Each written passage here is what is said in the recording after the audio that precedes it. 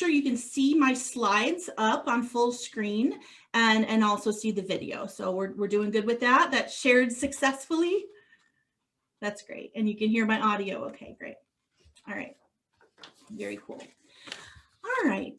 So I'm going to navigate through these here, and we're actually going to start with a poll. All right. I want to just get a little interaction here. And let's see. So what we're going to do, you're going to see a poll pop up on your screen. Now in the video, it won't show. So I'm just going to describe this a little bit for you. I'm going to launch this poll. Now I saw from registrations, we've got people here from all the way from Florida to Hawaii, and that's awesome. But I'm curious to know about your relationship with a person with CRPS. So all you have to do is tap on your answer. You're going to see what is your relationship to the individual. For example, I am blank of a loved one living with CRPS. And we'll just get some answers coming in here. Awesome. Oh, nice wide range of people who are supporting their loved one. Awesome. That's great. Okay, I'm gonna give a couple other seconds here. I think most people have responded now. Great. All right, so we're gonna end this and I'm gonna share the results. So it looks like what we have here, ooh, I'm curious about other, if it's a friend perhaps. Oh no, friends is up there, huh? Maybe I didn't put spouse on there, did I? A spouse or a significant other or a partner. So that's probably other is somebody who is in a relationship with somebody with CRPS. We have some parents, we have some siblings, we have some children and some friends. So again, it's really special that you are here today to really support this. So hopefully we're able to answer your questions with that. All right, so I just want to be able to go over the scope and the intent of this presentation. We get a lot of questions in about, you know, how do we treat CRPS? What are the treatments? How do I find providers? And those are excellent questions. And of course you want to be able to find resources. That's going to be a little outside the scope of tonight's presentation. I'm a clinical psychologist, so I'm going to be addressing some of the mental health factors that go along with caregiving in particular. And a lot of the tips and recommendations will be helpful for both the person living with CRPS and also hopefully you, all right? So I will allude to some resources at the very end, just to kind of share with you, ooh, how would I find out about specific treatments or the state of the science? There are ways to do that. I'll share that with you later, but that's not going to be really within the main scope of my presentation tonight, or really even the question and answers. So I just sort of wanted to share that up front. We'll get to what I call the meat and potatoes of my presentation tonight, which will be the slides. Again, sort of going over, I kind of thought of this as just a broad overview of challenges and suggestions for people who are in caregiving roles. And I did a little graphic. So I'm gonna alert us to when there are buzzwords, right? There are all these buzzwords in clinical psychology research, in the media, when you kind of read about some of these issues, and just things that are right now really the current state of the science. So whenever you see the little B for buzzwords, that means that's really something that would be a take-home point that I definitely want you to try to carry with you, and maybe even something that you would want to look up on your own later. You know, Google that buzzword and find out more about it. All right, and then I wanted to get this little, oh yeah, I'm trying to find my little red spotlight thing here. Oh, I found it. Okay. Can you see the little red dot? I was so excited to learn about this on Zoom. That's great. And like I mentioned, we'll go over recommendations and resources. And then at the end, we'll finish up with a question and answer session. I have tried to answer as many of the questions that you submitted with your registration during my presentation. So I did take those to heart when I was designing my topics. But again, at the end, if anything pops up as you're listening and you're thinking through how this applies to you, please feel free to save that. You'll be able toward the end to pop those questions in the chat room, or raise your hand and we can call on you and you can share your question in that way. All right.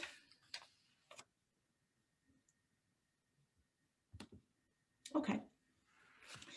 So, and if anything pops up, Jenny or Sharon, like that I can't see in the chat, or there's anything, any technical issues, like all of a sudden you can't hear me, please just signal wildly and I will address that for sure.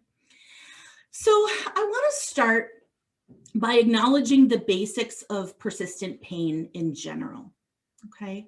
We can think of the impact of persistent pain with this metaphorical image of an iceberg, right? We might see certain signs on the surface, right? For some pain conditions, the outward signs of pain might be invisible. For, pain doesn't really have a weight or a height or a length that you can measure easily. Even diagnostic testing isn't without its issues, right? If something shows up on a diagnostic scan or test, it doesn't prove intensity of pain or predict outcomes. And we know on the reverse side that if something isn't showing up on a scan or test, it doesn't mean the patient is faking it or it's all in their head. It's very real to them. So we know that measurement can be really difficult. Now with CRPS, right in the diagnostic criteria are built in signs and symptoms. So some of which might be very visible, like swelling or color changes or hair growth changes or nail changes, and temperature differences, right, between limbs. So there are some visible signs of this that come and go. Sometimes you might see them, sometimes you don't, but sometimes there's parts of this that are visible. We also may see how an individual might start to neglect use of the limb that's affected by the pain. We might see how their mood and their affect, their facial expressions change. We may see them start to isolate and retreat. We may see them start to look fatigued due to insomnia and problems sleeping because of pain. So there are some things we can see when we look, but there's still so much more under the surface. So we know there are changes to the nervous system in the brain. When the nervous system gets continuous input and signals of pain and pain and pain, it changes things. It changes the way the brain reacts and processes information. We can't see that, but it's there. We know that there are changes then to the immune system and other body mechanisms because, all of that intertwines, right? Cardiovascular, GI, immune, like I mentioned, it all is connected. So they all kind of change over time. And we know that underneath there can be mood changes, even some you might not see, but a person might be feeling anxiety about the future with pain, maybe some guilt, hopelessness sometimes about what's going to happen, helplessness, feeling like I can't fix this. I'm doing everything I can and just feel helpless to cope with my pain. We might notice some anger and frustration underlying there, low motivation, fear of pain flares or re-injury, right? Like maybe our patient that we love is starting to cope with the baseline symptoms, but what if we hit that area again, or there's a surgery that's needed? What happens? Flares can be really scary. We could be grieving the loss of function and quality of life and changes to identity and self-esteem. And so much of that is just roiling under the surface. And I haven't even mentioned the effects on the caregivers yet, right? So these are all these things under the surface just with the patient with chronic persistent pain and CRPS in particular. So what often also gets ignored is that pain doesn't exist in a vacuum. It can affect the whole family, like layers that just kind of come out from the center. So again, our focus today is going to be on these often overlooked effects on caregivers or loved ones that know somebody who's living with a painful condition like CRPS. So this is a little bit of a busy slide. If you're up on a laptop or computer, you might be able to see it well. On a phone, probably not. But I'm going to go through it a little bit. So what we know is that the initial experience of pain from the initial injury, let's say, um, causes some pretty vicious cycles, both physical and psychological. So where we have here is the cycle that the patient would experience. So oftentimes we have pain. The person might draw back on their activity a bit because we know that activity can increase pain in certain ways. As a person stops moving and doesn't use the affected limb, muscles can get deconditioned, right? That's just more of a weakening. Then start to have even more pain with less activity because now the muscles aren't used to moving. When we start to move again, it hurts more. More activity avoidance, more deconditioning, and it leads to this vicious cycle of pain and avoidance. On this other side, we have the mood cycle. So pain, like I mentioned earlier, can be accompanied by all of these different mood states, especially early on, leading to more depression. When a person is low or anxious, that actually heightens the perception of pain. We feel more pain intensity. We're suffering more. It sort of turns the volume knob up more, have more pain, and the cycle starts again. So those are two very common cycles we see when a person has an injury and pain. Now, what I wrote over here in the blue is sort of the initial attempts at, I gotta move my chat box here, the initial attempts of a caregiver to get involved. So when somebody notices their loved one starting to pull back on activities because they're hurting, you may, as a caregiver, start to pay more attention. Help with daily tasks like, oh, can I fold this for you, get this dish for you, prepare you a meal? That's a natural caregiving response, right? But what can happen, what I put in the red, as this cycle continues and a person really should be starting to enter the phase where they start testing their limits and trying to get back to a regular quality of life, which it will be different, but some sort of function and quality of life. The caregiver is now also caught in the vicious cycle of maybe over-investing and starting to do it all, right? I'll drive you everywhere. I'll prepare all of your meals. I'll help you dress, really taking over much of the functions, even of self-care and daily living. So it's understandable to want to offer the help, but it can then get caught up in that same cycle. And same thing on the mood side. So as you notice your loved one start to have mood changes as a result of their pain, you may start to establish new roles like, okay, I'm your wife or I'm your child, but I'm also going to help you. I'm going to nurse you through this. Kind of starting a different way of interacting. Offering empathy, right? Oh, I feel what I'm trying to feel what you're feeling. I have so much, I also feel this pain in a way, and I feel this depression. Again, that's very normal and natural in a caregiving role. But what can happen, again, as you get caught up in the vicious cycle, is you may start to over attend to the person's negative expressions and pain behaviors and sort of say, oh, okay, I see them looking sad. I have to jump in and do something. I see them wincing. I have to fix this for them. Now we know when we make those attempts to fix it, we often get stuck. There isn't a great fix or simple cure. If there was, we wouldn't be here. We would all be doing that thing, right? So there isn't. That's what makes this so difficult.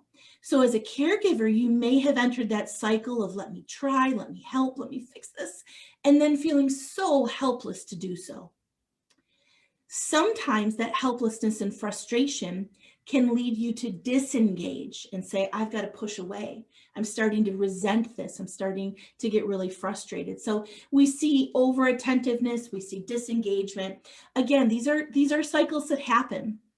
So if you have found yourself in either of these cycles, then please, don't, this is not this is not right or this is bad.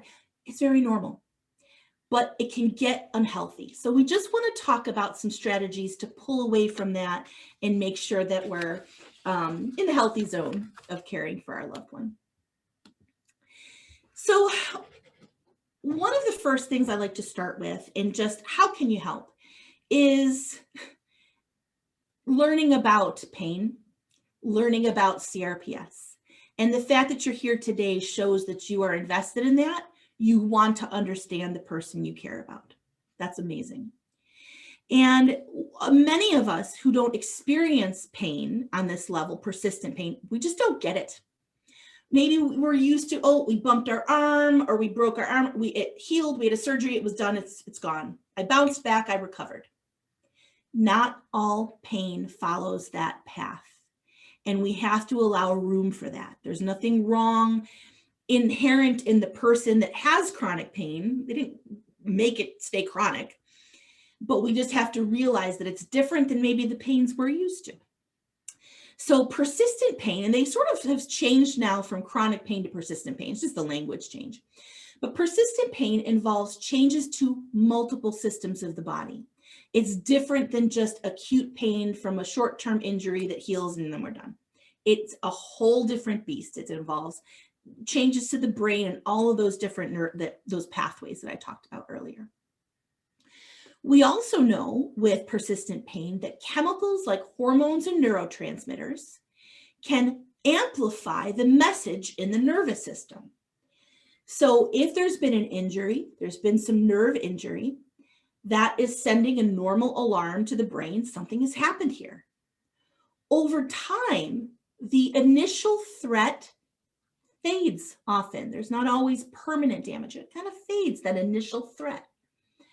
But stress hormones like cortisol, brain chemicals, which are neurotransmitters like norepinephrine and serotonin, they get all wonky and they make the nervous system really look for any sort of signal in the arm or the leg or in the periphery of the body. So it heightens and amplifies all of those messages.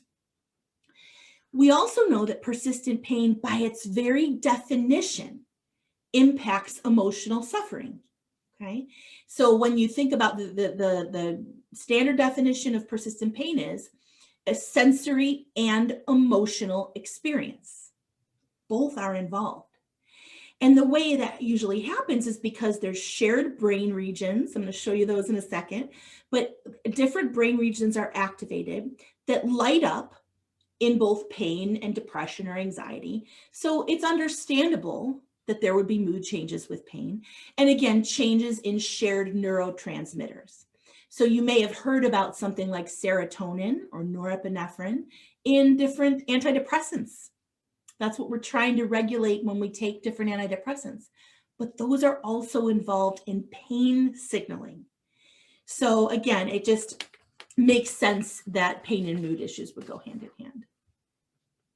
This is another busy slide, but I liked it, and just so I want to kind of point you to what I'm talking about. Because a lot of people just say, what is this? What is pain? What is CRPS? So we're really talking to sort of the effects on the nervous system, the peripheral nervous system. Like I mentioned, it affects whole body systems. You could feel pain in other areas. Pain in CRPS can spread to opposite limbs from upper to lower body and vice versa. It can affect, it can change, it can kind of like travel and change to different places. So it's, the nervous system is a weird, wild thing. I mentioned the brain regions that sort of overlap in both pain and mood. So there's many areas in the frontal cortex that are activated with pain, and it affects mood as well. And then we get the question a lot, why me? Why in me did this pain continue and not just resolve in 3 months, right? After the initial healing, why? And again, it comes down to many factors. So it could be the extent of damage. It could be the stress the person was going through at the time. They know that persistence of pain is even affected by things that happened in childhood. Okay, if there was abuse or trauma, that doesn't cause pain, but it could make pain last longer than is expected. We know that genetics, even the genetics of your parents, can affect whether a person goes on to develop persistent pain. Medication use, changes in the spine. There's so many factors that could cause pain to continue past the point of normal healing. Okay. So when we say why or what is the cause, I wish it was a simple answer. It's just not. It's just there are many issues, there are many causes that affect how that initial nerve damage persists. So no blame. It just is what it is. It's really almost like like you've been dealt a hand of cards. This is how we can't ask the dealer why you gave me these cards, or hey, can you give me a whole different set of cards? We can't do that. We really have to kind of play those cards that were dealt. Okay, so some basics here to remember again about persistent pain. These are just, again, the kind of background of this, that pain medicines are only one tool in a large toolbox. So would not encourage going purely down a medication path. Each tool in the toolbox gets you a little bit of ways down the field. I would say there's no Hail Mary pass. I'm a big football fan. There's no Hail Mary pass in pain management. No one thing gets you all the way there. So it really is additive in being able to use medicines properly, and relaxation and rest and social support and supplements and proper diet and good sleep. All of those things gradually can get you to a manageable quality of life. So when we talk about the first buzzword here, self-management is really key. This is really this movement within healthcare to take the ownership of the disease or painful condition and find our own tools to manage it. It's less about relying on a doctor, less about relying on a provider to do it for us, and taking that ownership and management. The good news here is that all those changes that I mentioned to the brain and the nervous system, they can be retrained to normalize. Maybe not all the way back to where we were, but there are some amazing training systems now, apps that teach us how to kind of recognize right versus left and retrain and reorganize the connections in the brain. That's called neuroplasticity.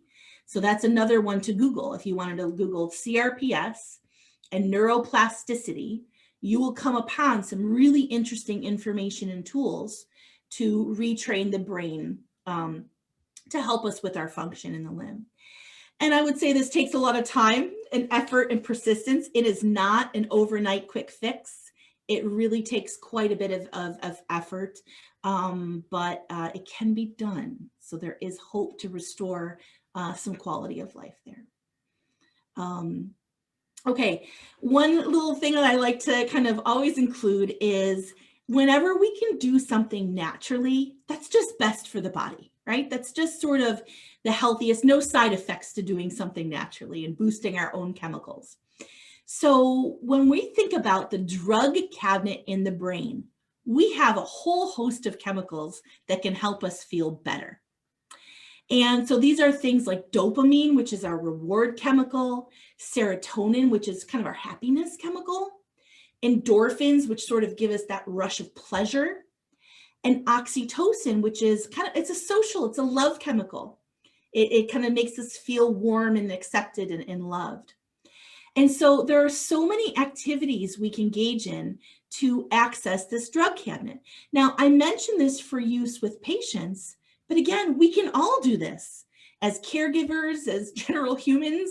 Let's make sure we're letting the brain do what it's supposed to do. So activities like meditation, that really can help with boosting serotonin, our happiness chemical.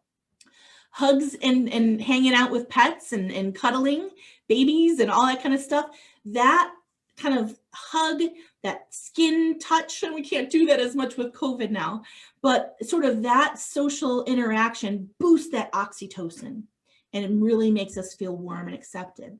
Engaging in creative endeavors, exercise boosts endorphins, getting out in sunshine or getting one with nature, getting new memories. So we tend, with chronic pain, we tend to retreat, kind of peel away. The fun goes first, and then the kind of the shoulds, and then we're sort of left sometimes without much new opportunity.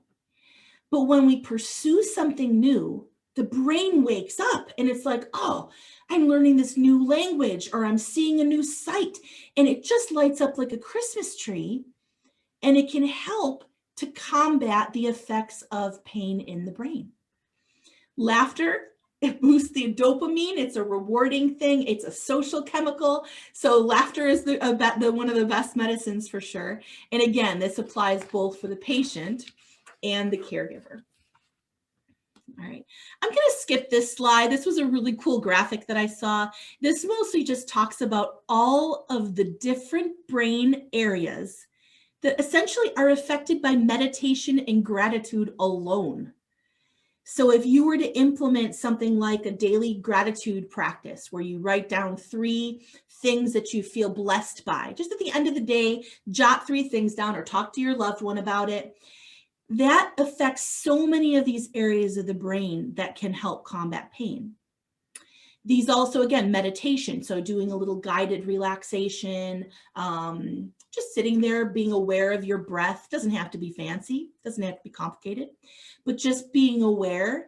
And I know we've got some folks on who do a daily, like a meditation practice, and have found it helpful. And maybe you'll share your experience with that a little bit, Jenny, later. But yeah, so very helpful. Lots of different effects of these lovely practices to include in. And free. You don't even have to spend money to do those. That's pretty cool. So I'm trying to keep my eye on the time, but I want to talk first, before I talk about the challenges and really kind of have that empathic discussion about the challenges of caregiving. I do want to talk about the beauty of it. We sort of can't help it, many of us. And I don't want to gender stereotype. I know there are some male caregivers on here as well. We know it's a little bit of a different relationship sometimes, depending on the gender of the person with pain. That's just what the research shows. But there's excellent caregivers all around for sure. So I'm not doing full men are from Mars, women are from Venus. But what we know is, just as humans, our survival instincts are triggered when somebody we care about is in danger. Our instinct is to help, for survival of our species, for survival of our pack. That's just what we do. So we sort of can't help it. So that's kind of neat. We're indulging in our basic animal instincts when we're a caregiver. So give yourself a round of applause, because evolution has brought you to evolve to the best specimen you can be of a human. There's also an opportunity here to develop resilience. Positive psychology is really my jam. I like talking more about resilience and empathy and all that kind of stuff, more so than just negative mood states. So thinking about resilience as the bounce back effect. You don't get to develop it unless you're put down. You can't bounce back if you never experience hardship, right? So the fact that you may have been going through something tough, sure, it's tough, but it gives you the opportunity to rise. And so there's a real beauty in that part of it as well. Also being able to tap into your natural empathy, right? So empathy is the state of being able to identify, there's a cognitive empathy, identifying with what the other person might be experiencing, recognizing it. And then emotional or affective empathy is the ability to sort of feel what the other person's feeling. And again, that's driven by the brain. There are things called mirror neurons in the brain that light up when we see someone else do something. You know how yawning is contagious? If I were to do a big yawn right now, which maybe I will because now I said it out loud, you also might yawn, right? Because your mirror neurons kind of are activated suddenly, involuntarily. So when we see someone hurting and wincing and sad, our brains kind of can feel the same way. It's contagious. It's not always natural to everyone to do that. Some of us really struggle with having that empathy, and that's fine. We're just all built differently, okay? So it might be that it's tougher to be a natural caregiver, and that's okay. There's ways to still show your care, even if you kind of have to like put Post-it notes on your door to remind yourself to hug your spouse or something. That's okay. We also can get into the empathy trap. And that's where we're not only just kind of experiencing that, we are feeling overwhelmed by our emotions for others. You know, I've had spouses come in and they call it our pain or our nausea. And it's like, no, that's too enmeshed, right? There still has to be a little bit of a distance there. And then the silver lining is a beauty as well, where you're able to say maybe, what have you learned from your experience as a caregiver or your hardship that you might not have known otherwise? Maybe you've learned you got more patience than you ever expected. Or maybe you learned you're really good at making chicken soup. Or maybe you learned you know who your friends are now, right? Because they've stuck with you. So sometimes these tough experiences give us the opportunity to learn. And we don't want to overlook those either. All right, I gotta speed this up. I'm talking too much today. Okay, sorry about that. So then we have to honor also the challenges of caregiving. And so I just did pictures just to break it up. But this picture is supposed to represent burnout. There's a very real possibility of getting so drained where your resources are not enough to meet the demands of what you have to do. And that's this feeling of burnout. It's just this low energy. I've reached down into my well and I just don't have any more there. Okay. So that's a very real peril for caregivers. This is a person wearing many hats to represent dual roles or multiple roles, right? Are you a wife, but also a caregiver? Those things are hard to separate. There are times when you just want to be a wife, right? Or you just want to be a kid. You just want to be the child of somebody. You don't want to also have to, do the caregiving role. It's very hard to juggle two roles. They often get it blended. And we kind of miss the old role of just being able to be husband or just being able to be mother and not also have those additional expectations. We know here, this little picture just talks about how maybe communication patterns will change. And if I've got time, I'll go over that as well. Time management is also a burden. That's this little clock. When you're a caregiver, it feels like there's 1,000 things to do and we just can't make more hours in the day. So being able to structure your time and still have a balance in your own life can be very difficult as well. I put the little me blocks here to just remind you that it is always important to take care of yourself and practice self-care. You're never going to get away from a psychology talk without hearing the words self-care. It's just important. But a lot of us wrestle with the concept of selfishness. Self-care feels selfish. It's just about me. I will tell you, it's not. It's probably the least selfish thing you can do because you need to be able to recharge your batteries to be helpful for others. So taking a little time for you is, again, it's probably the least selfish thing. I put here this picture, just making sure that you as caregivers recognize it and address your own mood changes. You will also go through fear for your loved one, fear of financial stability, grief over the loss of the relationship that you had, maybe the loss of time, the loss of spontaneity, the loss of being able to plan ahead, the worry, depression. There's so much involved. So you might be so involved thinking through your loved one's mood issues that you're going to neglect your own, but don't. Be aware of what you're feeling. It's very valid.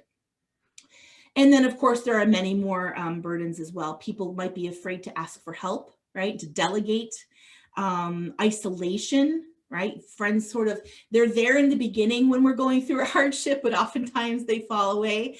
Also, let's add COVID to the mix, and that can be really tough, kind of feel isolating. So this kind of brings me to my second point. You guys, I might go 5 minutes over or so on the talk, if that's okay, because hopefully this is helpful.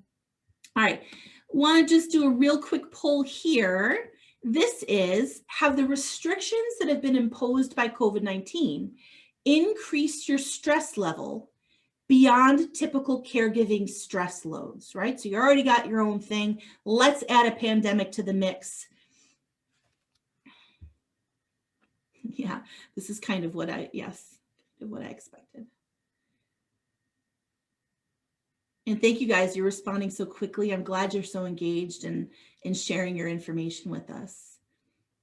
Awesome. In the interest of time, I'm just going to go ahead and end the polling and share this because y'all responded so quickly. Surprise, surprise. A large majority of us have been affected by this, right? So this can be so many things going on. Now, I'm glad that a couple haven't, right? Maybe there's already been a distance or you found workarounds with it. And that's fantastic. But some of the issues with COVID is this anxiety in the face of uncertainty, right?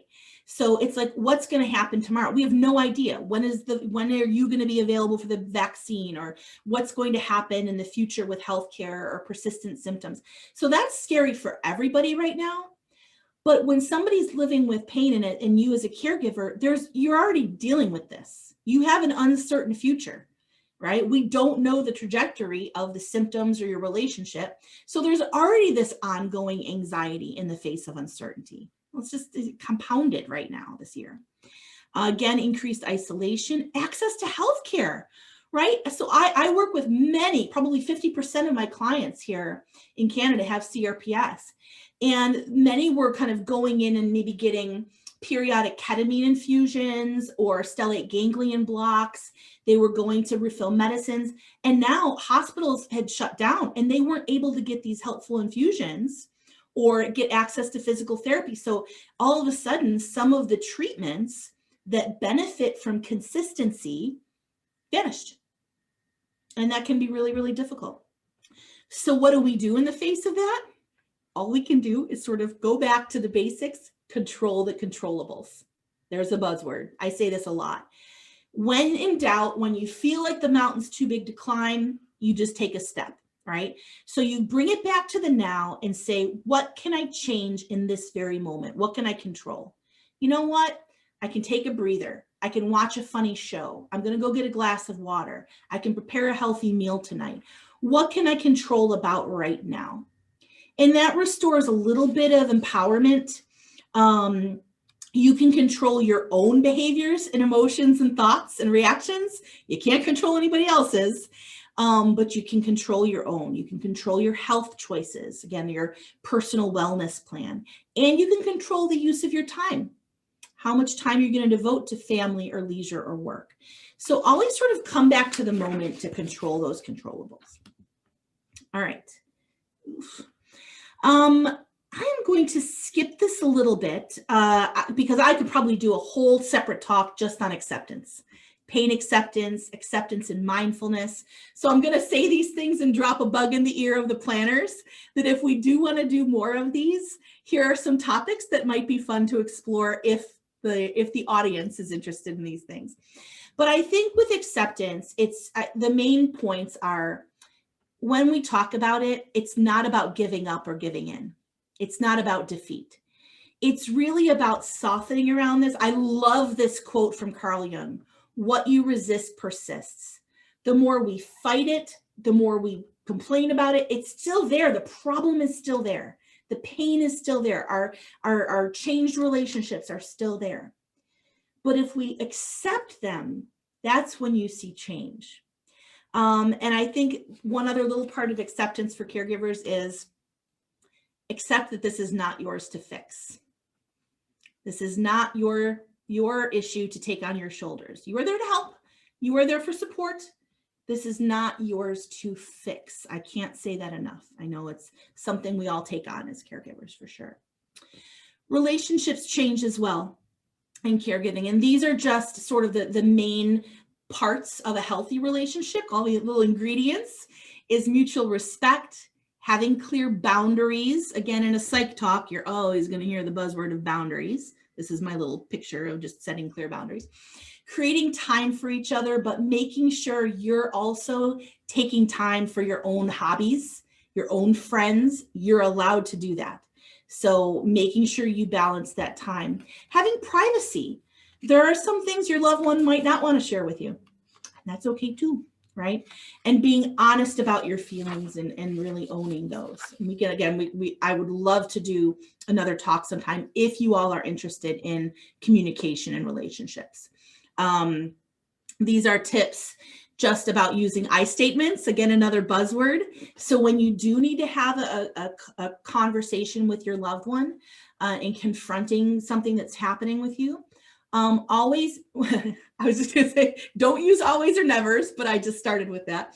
So really try to focus on using I statements, right? So I feel this way because of this behavior that you're doing. And what I need is this compromise. Rather than you're making me do this, you're always complaining, you don't let me do anything, you don't ever want to always think of you as like you're pointing at somebody's face.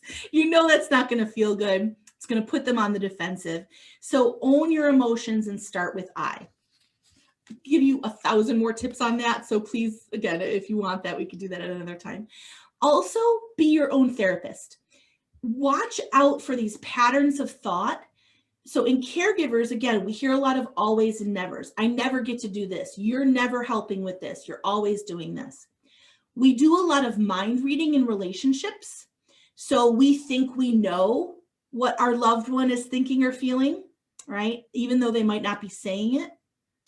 We might do what I call shoulding on yourself, is saying, oh, well, they should know what I need, or I shouldn't be, I do this with diet all the time. I shouldn't be eating this candy bar. Right? We beat ourselves up so much with these rigid rules. And then I can't standarditis is just if somebody's doing something you don't like, then we feel like it's just intolerable and we don't even have space for that. And I just can't stand it. Also with communication, and this is something that we could address in the Q&A instead of in the slide right now. Maybe the audience members haven't dealt with this, but it does come up often. I'm not going to do the poll in the interest of time, but this does come up where a loved one might not threaten suicide directly, but might say, I can't live like this anymore. Or if this continues like this, I can't cope. Or I just feel hopeless, right? It would be better if I didn't wake up. I don't want to be a burden to you. So you want to listen for some of those comments. And if you're suspicious, if you're worried about their mood change, address the elephant in the room. Just bring it up. I noticed that you're seeming really down lately. You mentioned you feel like you've lost the will to live. Do you have thoughts about hurting yourself? That can feel awkward to say, but let me tell you, if you bring it up, you are not putting thoughts in your loved one's head. This is something they've thought about already. And if they haven't, then they haven't, and that's fine. But you're not going to be introducing that thought to them.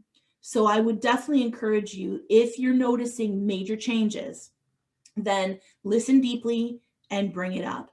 If it's imminent, you want to get medical help, go to the ER.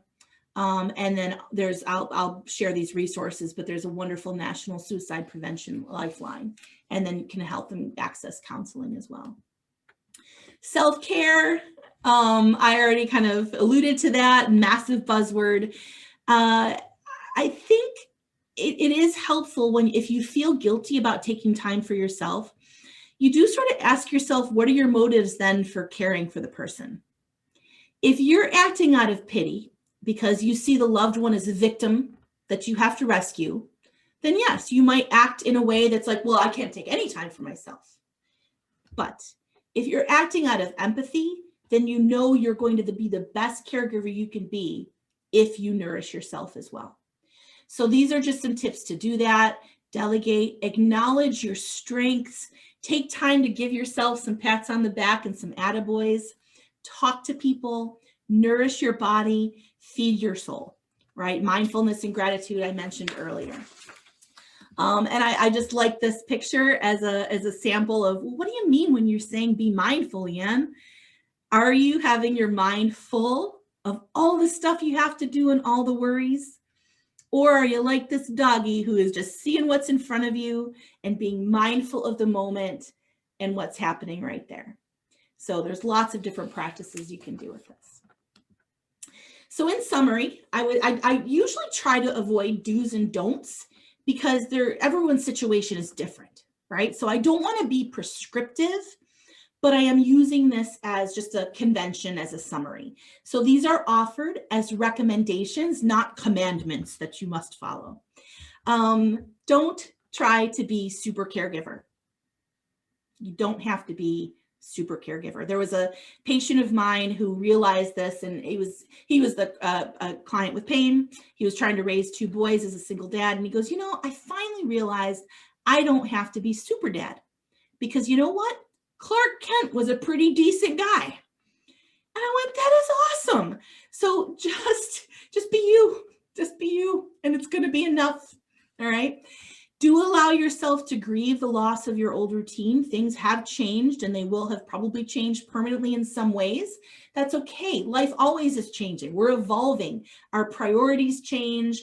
Things happen. Allow yourself to grieve that, because it is, anytime there's a change or a loss, we do feel grief. That's okay. It's okay to share your struggles, even with your loved one, because you might actually give them the opportunity to reciprocate empathy and care, right? If you say, yeah, this is tough on everyone, I really feel for you, it's, this is rough, maybe they can reach out and give you some empathy and some care as well. And that feels good to have that opportunity. Do address the elephant in the room. If there's something that's really bugging you about your loved one, or if you're concerned about them, don't sweep it under the rug, because it will rear its head later. So don't be afraid to confront the issue. You're not confronting the person, you're confronting the issue. And if you use the I statements, that does help you get a little bit of a way towards success. Watch out for over-attending to pain behaviors. You don't have to be a pillow fluffer. You don't have to necessarily rush in and offer help unsolicited. Let them see what they can do on their own. One question came up in the registration, which was, should I ask, how are you? Or should I not ask about their pain and how they're feeling? And the answer, the fact that you're asking that probably tells me you already know the answer. You just need permission, that you don't have to ask, how are you? I really actually don't recommend it. How's your pain? What's your pain today? Are you having a bad pain day? That's just putting that thought to the forefront of their mind. So instead of saying, what would you like to do today? What's on your agenda today to learn? Or, what would you like to share with me today? There's different ways to sort of interact with your loved one without focusing on the pain. If you need to have a sit-down meeting to reset dynamics, I recommend that in a family. Do a Zoom meeting if you're distant, or sit down at the table and just say, hey, we recognize that your default is pain, that you are hurting and it has changed your life. We know that, and please trust that we know that. Therefore, you don't actually have to say it all the time. You don't have to mention it over and over, because we're not going to forget. We trust you and we believe you. Know that. That being said, how can we help you? How can you help us help you? So it's okay to kind of reset a family dynamic in here, and just say, here's where we're at, but let's come at it from a level of trust and understanding and belief in the pain. Try a team approach. So that's sort of just saying, okay, instead of saying, well, you really were supposed to fold that laundry and you didn't do it. Say, hey, let's fold the laundry together today, or let's do this thing together. It's a we thing. It's an approach like that. Take care of yourself, practice self-compassion. One trick to this that I like, if you're struggling and you're sort of tough on yourself, ask yourself what you would tell a loved one or a friend who was going through the same situation, right? What advice would you give them? And more often than not, the advice we would give somebody else is way more compassionate and reasonable and rational than what we do ourselves. We're way tougher on our own selves. So ask yourself the advice you'd give another person, and then take that advice, because it's more compassionate. And darn it, go have some fun. Leisure is often the first thing to go. It's vital to a balanced life and healthy mood. So you are allowed, you have my permission to have some fun in your life. You're allowed it.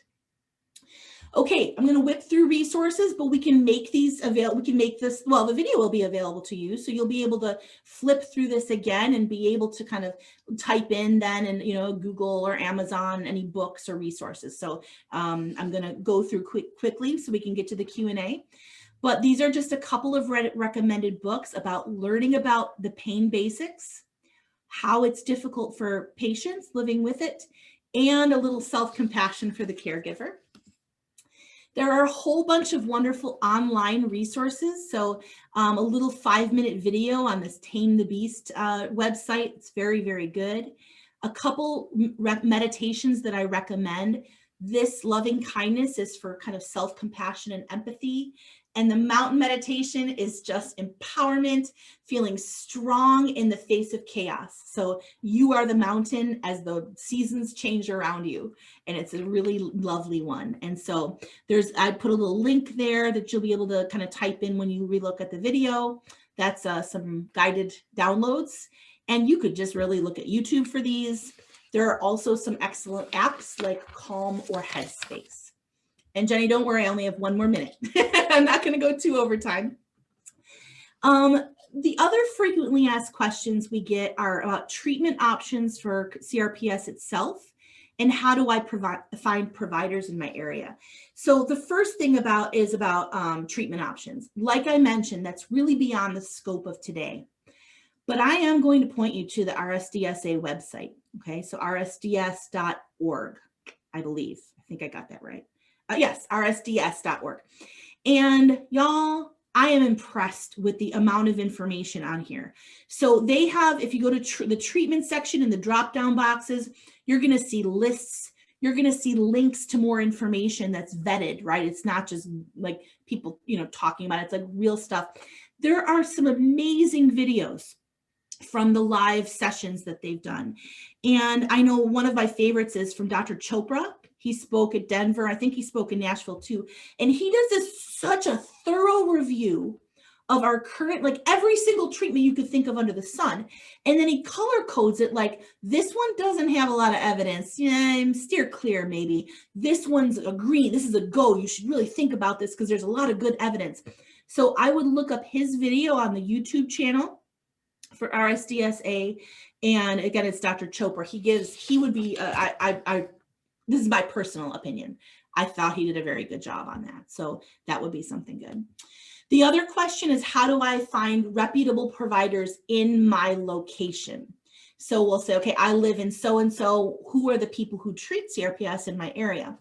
Again, out of the scope of what I know, and y'all live in different places, so I can't tell you all definitively. But again, if you go to the website, you will find a way. There is a limited treatment referral list. We can't, from the organization point of view, we're not, I'm not sponsoring, or we can't really give full opinions on people, right? So that's not what we do. But we could say, well, here are some people we know who treat it, right? We don't know how good they are. We can't say that. There's also other links to, if you go to the pain medicine organization or pain management organization, they might operate some lists of people. So I would say, you know, start there.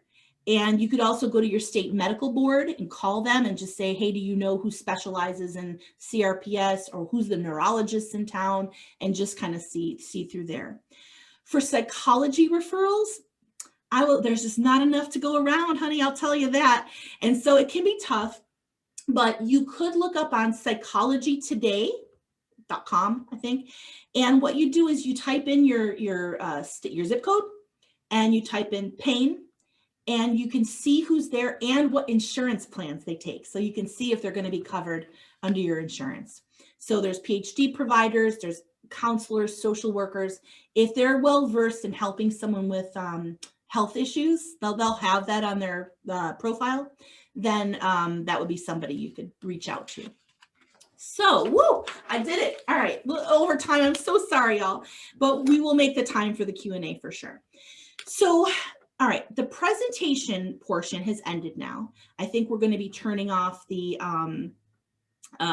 recording, and that, again, that will be made available to you. And